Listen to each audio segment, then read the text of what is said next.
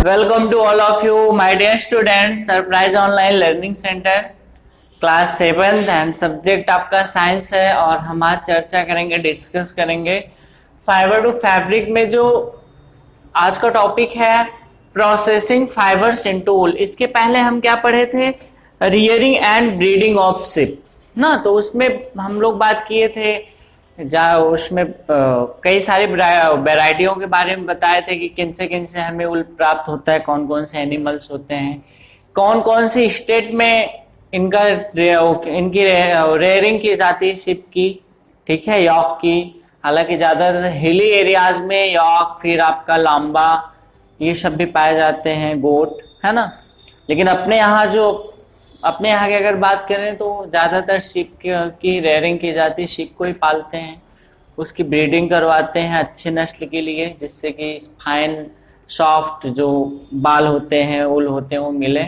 आइए देखते हैं इसमें प्रोसेसिंग फाइबर्स इनटू वूल। तो इसका जो फर्स्ट स्टेप होता है, इसको टोटल हम 6 स्टेप में पढ़ेंगे, ठीक है।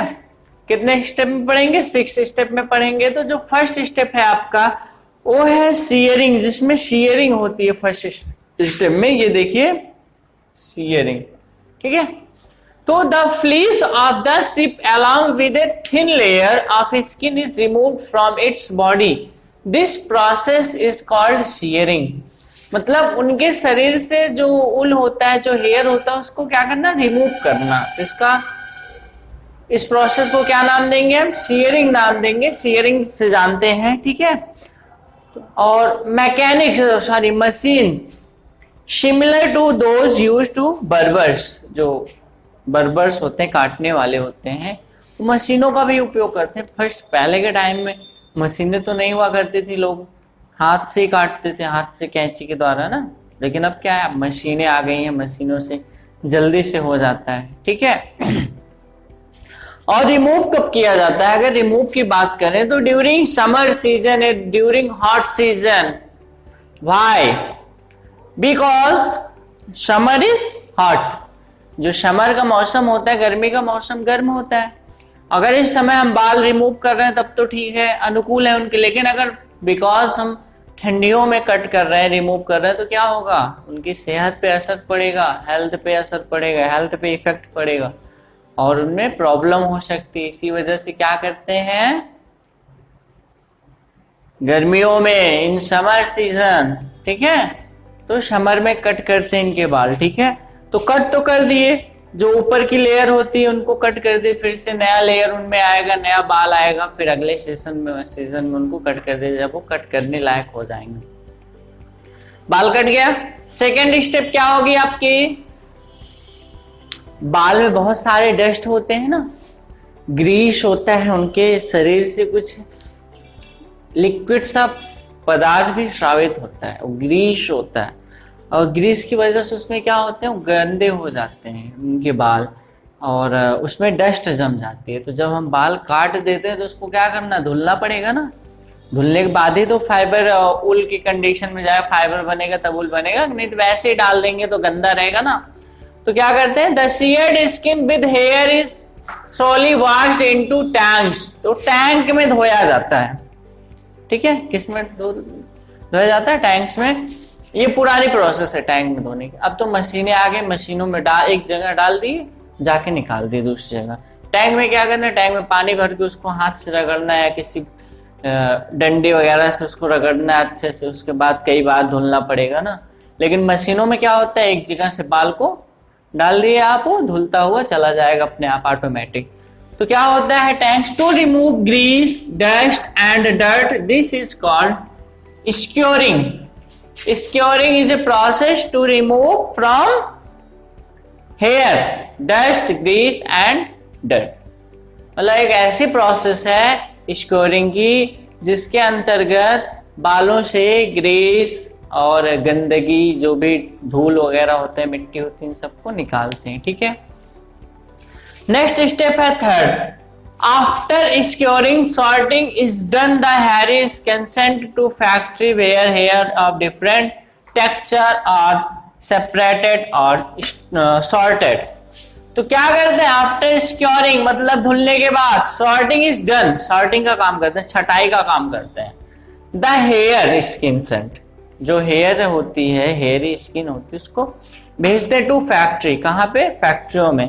Where hair of different texture, जिसमें बहुत से डिफरेंट साइज के हेयर होते हैं, आर सेपरेटेड और सॉर्टेड, उनको अलग किया जाता है, छांटा जाता है। एक चीज और ध्यान देना, इसी में कुछ बर्ड्स होते हैं। बर्ड्स क्या होते हैं, जो छोटे छोटे होते हैं या थोड़ा हार्डली होते हैं। ध्यान दीजिए, आप स्वेटर पहनते हैं तो उसमें कभी कभी रोए निकल आते हैं ना, जो अच्छा स्वेटर नहीं होता है या क्वालिटी कम होती है तो रोए निकल आते हैं, तो वो बर्ड्स ही होते हैं। बर्ड्स जो हैं उन्हीं की वजह से क्या होता है, रोए निकल जाते हैं, ठीक है।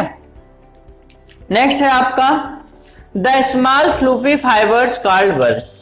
यहाँ पे देखिए बता रहे the small fluffy fibres called birds, मतलब जो छोटे फाइबर्स होते हैं, रेशे होते हैं, उन्हें हम क्या कहते हैं, बर्ड्स कहते हैं, हल्के होते हैं। Are picked out from the hair, बाल से उसको निकालते हैं। The fibres are scoured again and dried, fibres में से उसको निकालते हैं और इसको स्क्योर्ड करते हैं फिर से, मतलब कि धुलाई के प्रोसेस फिर से करते हैं, ठीक है ये, और अगेन ड्राइड, और फिर सुखाते हैं उसको। This is ready to drawn fibres, तो ये क्या है, रेडी हो गया किसके लिए, फाइबर बनाने के लिए। इसमें जो, हाँ एक चीज ध्यान दीजिए, these are the same birds which some time appears on your sweaters, यही होते हैं जो कभी कभी आपके स्वेटर्स पे अपीयर हो जाते हैं, निकल जाते हैं। This fibre are secured again and dried, इसको फिर से स्क्योर्ड करते हैं और फिर ड्राई करते हैं, सुखाते हैं। This is ready to drawn fibre, अब ये तंतु बनने के लिए तैयार हो गया, रेशा बनने के लिए तैयार हो गया। नेक्स्ट देखिए यहाँ पे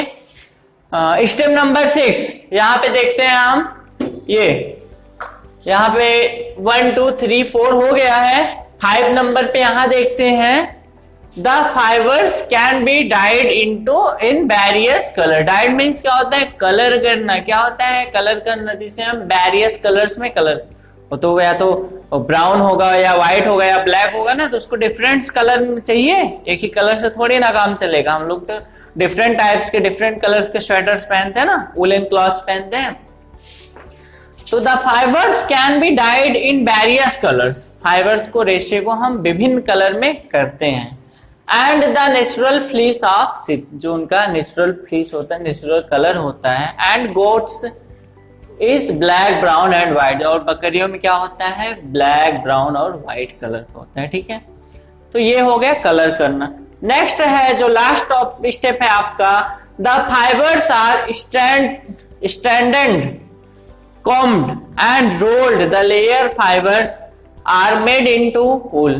जो फाइबर्स होता है और जो मजबूती से उसको क्या करते हैं, कॉम्ब कर देते हैं, इकट्ठा करके गुलाई कर देते हैं, एंड रोल्ड, घुमा लेते हैं, रोल में कर देते हैं। द लॉन्गर फाइबर, लंबे रेशे को, आर मेड इनटू वूल, कहाँ ले जाते हैं, ऊल बनाने के लिए, ऊन बनाए। For sweaters and the shorter fibres are spun and woven into woollen clothes, और जो छोटे वाले होते हैं लॉन्गर फाइबर को तो ऊन में के लिए ले जाते हैं, फॉर स्वेटर बनाने के लिए। एंड द शॉर्टर फाइबर, जो छोटे फाइबर्स होते हैं, छोटे रेशे होते हैं, उनको क्या करते हैं, आर स्पन, बुनाई करने के लिए।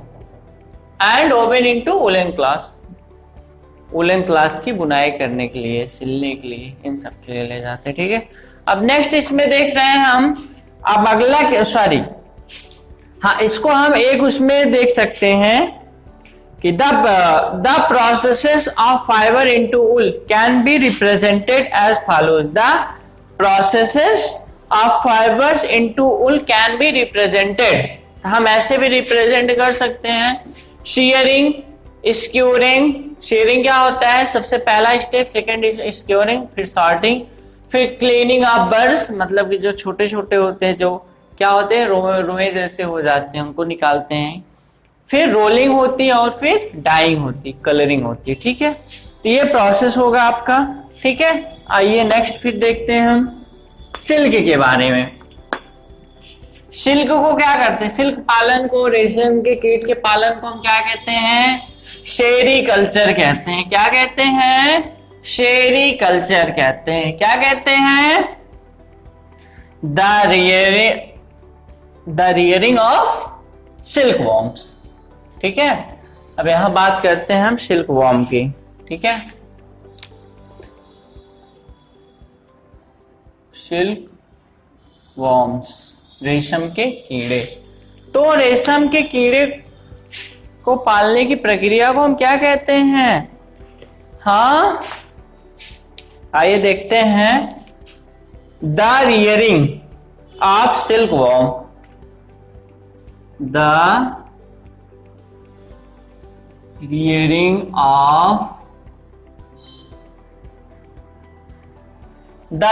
Of silk worm for obtaining silk, for obtaining silk. ध्यान दीजिए, बहुत ही आपका एक तरह समझिए, बहुत ही शॉर्ट फॉर्म में है। Is called sericulture, is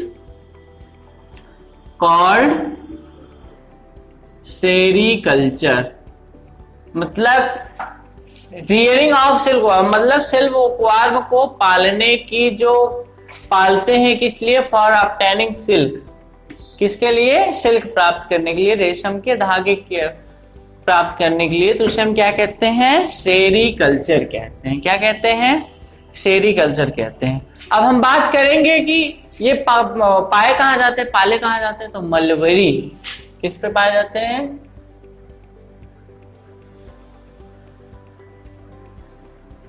mulberry plant पे। ठीक है, सहतूत पे।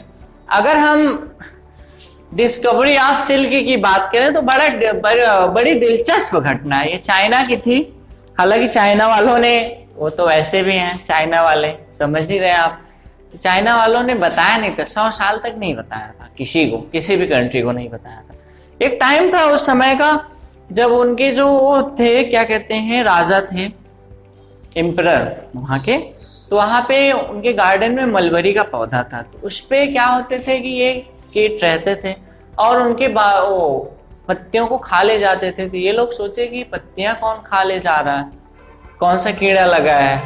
ठीक है, तो गार्डन मतलब बगीचा था, तो महल के सामने ही होता था, तो राजा सुबह शाम बैठते थे। तो एक टाइम था जिस दिन वो चाय पी रहे थे, उसी में एक कोकून आके गिरा उनकी चाय में। चाय गर्म थी तो कोकून गिरा, कोकून गिरने से उसमें से रेशे निकल गए। जब रेशे निकल गए तो राजा ने कहा, गिरने के बाद इसमें से रेशे कैसे निकल जा रहे हैं? तो और उसी से प्रोसेसिंग करके वही क्या हुआ था, एक एक्सीडेंटल घटना थी ये, कोई खोजने का वो काम नहीं चल रहा था, नहीं आज हम जा रहे हैं, आज रेशम को खोज के लाएंगे। तो एक्सीडेंटल घटना थी ये कि मलबरी का पौधा था उनके गार्डन में, शहतूत का। भाई राजा थे तो तरह तरह के पौधे होंगे उनके गार्डन में। तो एक दिन देख रहे थे कि पत्तियां क्यों झड़ी जा रही हैं, उसमें से खत्म होती जा रही, कौन कीट खा रहा है, उससे तो कोई खास पता नहीं चला। व्हाइट कलर का तो किनारे किनारे लगा था। लेकिन बाद में एक दिन राजा क्या कर रहे थे, चाय पी रहे थे, चाय गर्म थी, रखे थे, उसी में गिर गया कोकून, और कोकून गिर गया। और कोकून से रेशम को निकालने का जो प्रोसेस होता है गर्मी होता है, मतलब गर्म करके निकाला जाता है। ठीक है, तो वो जब उसमें गिर गया तो रेशे उसमें से निकल गए। तो यही जो प्रोसेस थी, इसी वजह से एक्सीडेंटल घटना चाहे कह लीजिए, चाहे जो कह लीजिए, वहीं से ही क्या हुआ, रेशम के कीट का खोज हुआ था। ठीक है, रेशम का खोज हुआ। ठीक है, नेक्स्ट चलते हैं। इसमें कहाँ पे होते हैं? मलबरी के पौधे में होते हैं। इनमें क्या किया जाता है? मलबरी के पौधे पे क्या किया जाता है? इनको रखा जाता है, इनका रिप्रोडक्शन होता है। अगर हम बात करें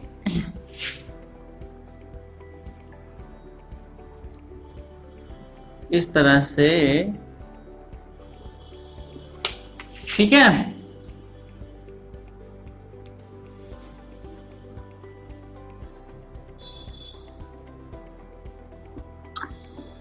इनसे क्या होगा, एक होंगे ना, क्या होगा, एक होगा, एक से क्या बनेगा, लार्वा, लार्वा से प्यूपा, प्यूपा से एडल्ट हो जाएंगे। ठीक है, ठीक।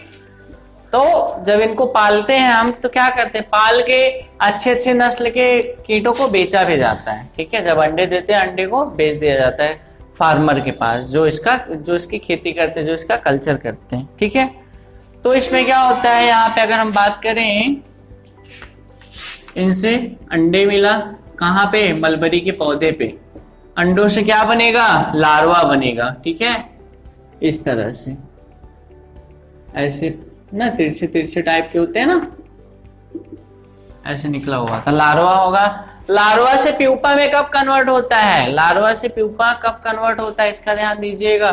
जब ये लार्वा होते हैं, जब पत्तियों वगैरह खाते, तो इनसे एक प्रोटीन निकलती है, और प्रोटीन जब हवा के संपर्क, एक केमिकल साबित होता है जो प्रोटीन होता है, जब वो हवा के संपर्क में आता है तो रेशेनुमा हो जाता है, और इसके किनारे किनारे ऐसे इसको लिपटा लेता है। तो यही कंडीशन क्या होगी, प्यूपा हो जाता है। जब ये पूरी तरह से लिपट जाते हैं, प्यूपा हो जाता है। अगर इनसे रेशम के कीट न निकाले जाए तो ये एडल्ट हो जाते हैं, और अगर इनको गर्म करके निकाल दिया जाए तो इनकी लाइफ हिस्ट्री यही खत्म हो जाती है। ठीक है, तो जो कैटरपिलर, हाँ, इनके लार्वा को क्या कहते हैं, कैटरपिलर लार्वा कहते हैं। क्या कहते हैं, ध्यान देना, कैटरपिलर लार्वा। और क्या खाते हैं, शहतूत की पत्तियों को खाते हैं, मलबरी लीव्स को खाते हैं। ठीक है, तो ये जो आपको हम जनरली बता दिए हैं, ये क्या है, सिल्क वर्म है, जिसको मोथ कहते हैं। इनसे एग हुआ, एग से लार्वा बना, लार्वा से प्यूपा, प्यूपा से एडल्ट हो गए। और एडल्ट से पहले अगर प्यूपा को ही हम क्या करेंगे, प्रोसेसिंग कर लेंगे, तो इनसे रेशम का कीट निकल जाता है। ठीक है, तो बस आज के लिए इतना है। बाकी नेक्स्ट टर्न पे हम फ्रॉम कोकून टू सिल्क के बारे में बात करेंगे कि कैसे कोकून से सिल्क बनता है। ठीक है, और एक्सरसाइज भी उसी के साथ करवाएंगे। तो आज के लिए बस इतना ही। Thank you.